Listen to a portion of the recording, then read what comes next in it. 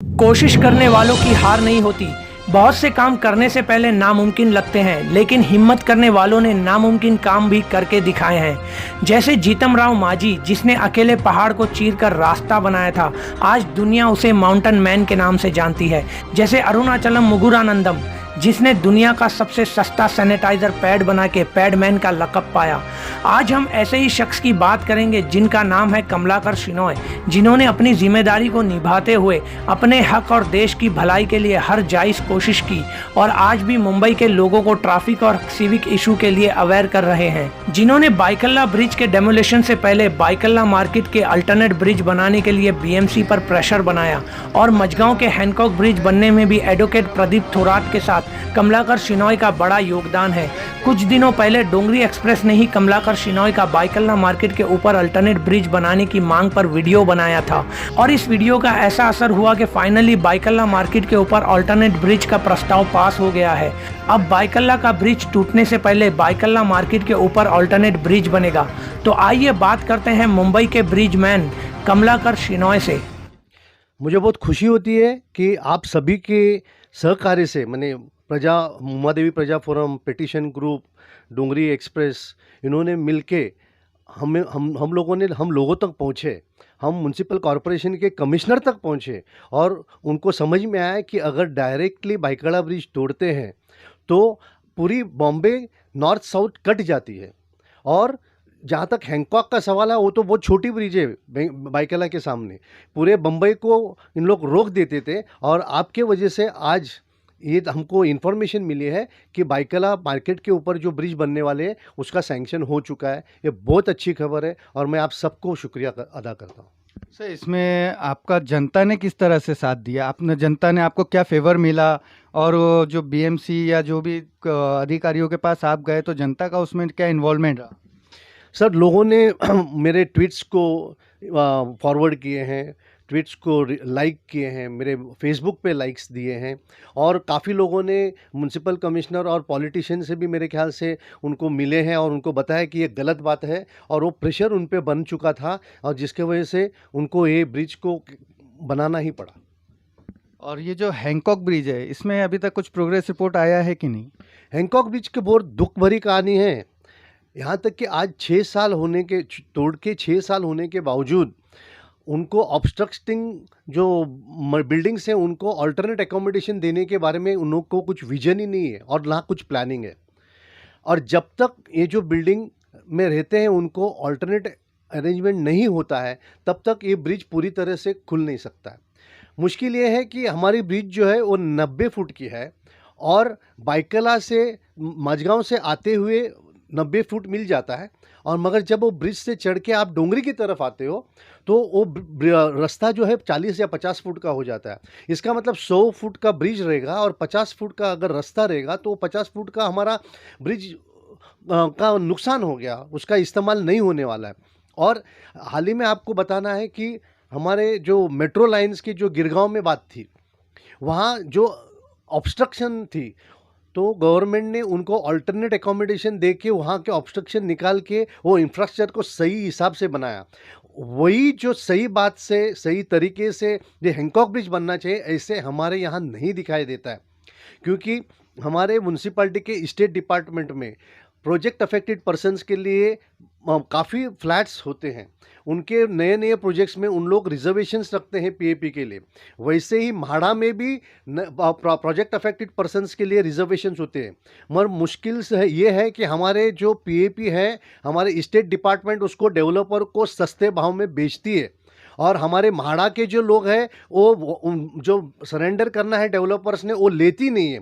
उसके लिए मैंने PIL 28/17 डाला, जहां हाई कोर्ट ने उनके ऊपर FIR दर्ज करने की आदेश दिए। और दुर्दैव की बात है कि हमारे गवर्नमेंट जो उनको 40,000 करोड़ की जगह मिलने वाली थी है, वो उनके खिलाफ सुप्रीम कोर्ट में अर्ज डालती है और हमारे खिलाफ जाती है, जबकि कोर्ट की ऑर्डर उनके फेवर में है। फिर भी हमारी गवर्नमेंट 40,000 करोड़ की प्रॉपर्टी रिकवर नहीं करते हुए या उसकी कोशिश नहीं करते हुए सुप्रीम कोर्ट में चैलेंज करती है। इसलिए मेरी ये दरख्वास्त है पूरे गवर्नमेंट से, पूरे म्युनिसिपैलिटी से कि आपके पास जो सरप्लस एरिया है उसको लीजिए, और जितने भी प्रोजेक्ट्स है अभी यहाँ तो अभी 11 ब्रिज तो भाईकला की सिवाय और भी बहुत है जहाँ काफ़ी लोग ऑब्स्ट्रक्टिंग होने वाले हैं, जिसके वजह से ब्रिज टूटने वाला है या टूटने से रोकने वाला है। तो ये जो पीएपीज है आपको लेना है और सभी को इनको देना है, जिसके वजह से हमारे कोई भी इंफ्रास्ट्रक्चर प्रोजेक्ट रुक नहीं जाएंगे और जल्दी से जल्दी उसको हम पूरी तरह से ख़त्म करने की कोशिश करेंगे। सर ये जो हैंकॉक ब्रिज है और जो बाइकल्ला ब्रिज है, इस दो ब्रिज को हम इस वक्त लेके बात कर रहे हैं। इन दो ब्रिजों के अंदर डिफरेंस क्या है? जो काम हो रहा है, प्रोजेक्ट चल रहा है, डिफरेंस क्या है? हम क्यों बता रहे हैं? ये प्रोग्रेस रिपोर्ट के बाइकल्ला में हमारे को एक पॉजिटिव रिजल्ट आया है और हैंकॉक में क्या नेगेटिविटी है, तो इसको आप डिफरेंस बता सकते हैं ताकि जनता की समझ में आ सके कि क्लियर बात क्या है, एग्जैक्टली उनका कहाँ नुकसान और कहाँ फ़ायदा हो रहा है। पहली बात तो है कि जहाँ तक हैंकॉक ब्रिज का सवाल है, वो 57 मीटर्स का ब्रिज है। चाइना में इससे 3 गुना ब्रिज 36 आवर्स, 36 दिन है, महीने नहीं है, 36 घंटे में तोड़ते हैं, बनाते हैं और पब्लिक को छोड़ देते हैं। और मुश्किल ये है कि हमारे यहाँ 4 साल तोड़ के सो जाते हैं, ये बहुत बड़ी मुश्किल है। अब difference between Byculla bridge and Hancock bridge ये है कि हैंकॉक ब्रिज जो है वो ईस्ट और वेस्ट को कनेक्ट करती है। तो इसके वजह से यहाँ का ट्रैफिक आप अगर समझें कि एक है, तो बाइकला ये नॉर्थ और साउथ को कनेक्ट करती है, यानी पूरे बम्बई को साउथ से कनेक्ट करती है। और हैंकॉक ब्रिज जो है डोंगरी को मझगांव से कनेक्ट करती है। तो ये एक यहाँ जब हैंकॉक ब्रिज पे एक गाड़ी चलेगी तो बाइकला ब्रिज पे कम से कम 50 गाड़ियाँ चलने वाली है। तो इस वजह से आज हैंकॉक ब्रिज की वजह से पूरा साउथ बॉम्बे जाम हो चुका है। आप सोचिए अगर बाइकला ब्रिज बंद हो जाए तो पूरे साउथ बॉम्बे ने कम से कम नॉर्थ बॉम्बे तक हमारा पूरा और ईस्ट बॉम्बे पूरा हमारा ठप हो जाएगा। इसीलिए मेरी ये कोशिश है और गवर्नमेंट से मेरी गुजारिश है कि इसमें आप ज़्यादा में ज़्यादा ध्यान दीजिए। दूसरी बात यह है कि हमारे प्रोजेक्ट जब डिले होते 5 साल या 6 साल के लिए, तो हमारे म्यूनसिपल कमिश्नर, हमारे एडिशनल म्यूनसिपल कमिश्नर्स का ये ड्यूटी बनता है कि वो रिव्यू मीटिंग ले लेवे और रिव्यू मीटिंग में वो किस लिए ये काम नहीं होता है उसकी जानकारी लेवे और वो पर्टिकुलर स्टिपुलेटेड पीरियड में होना चाहिए करके उनको आदेश होना चाहिए और आदेश देने के बाद वो आदेश की पालन हुआ है कि नहीं देखना चाहिए।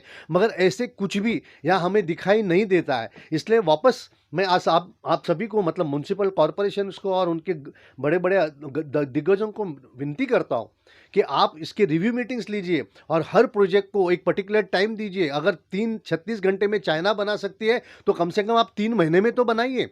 आपको जो एनओसी दिया गया था ट्रैफिक पुलिस ने, वो सिर्फ 6 महीने में ब्रिज कंप्लीट होने के लिए आपको एनओसी दिया गया था और आप 6 साल से अभी तक कुछ नहीं कर रहे हैं। अभी तक आधा ब्रिज नहीं हो रहा है। इसलिए आप प्लीज़ इसमें ध्यान दीजिए। म्यूनसिपल कमिश्नर को मेरी रिक्वेस्ट है, additional municipal commissioner city, additional municipal commissioner projects, ये तीनों ने अगर इनमें ध्यान दिया और उनके आदेश दिए तो किसी की हिम्मत नहीं होगी उसको डिले करने के लिए।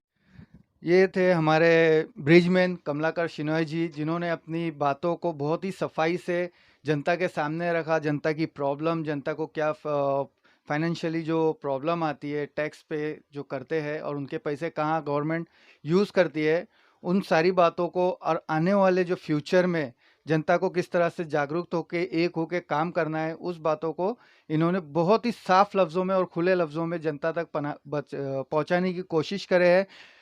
हम चाहेंगे कि जनता इनका साथ दे, इनसे जुड़े और इनसे जो भी सिविक्स मैटर या जनता से रिलेटेड मैटर है उस बारे में इनसे राय ले।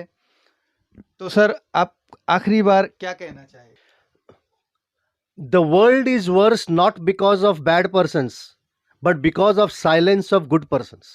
इसका मतलब ये है कि ये दुनिया खराब बुरे लोगों के वजह से नहीं है, मगर अच्छे लोग चुप बैठते इसलिए। और इस माध्यम से मैं सब अच्छे लोगों को जागरूक करना चाहता हूँ, साथ में आके जो बुरे करप्ट लोग हैं उनके खिलाफ आवाज़ उठाने के लिए कोशिश कर रहा हूँ। जय हिंद। मैं कैमरामैन मजहब शेख के साथ इकबाल जुबेरी, डोंगरी एक्सप्रेस।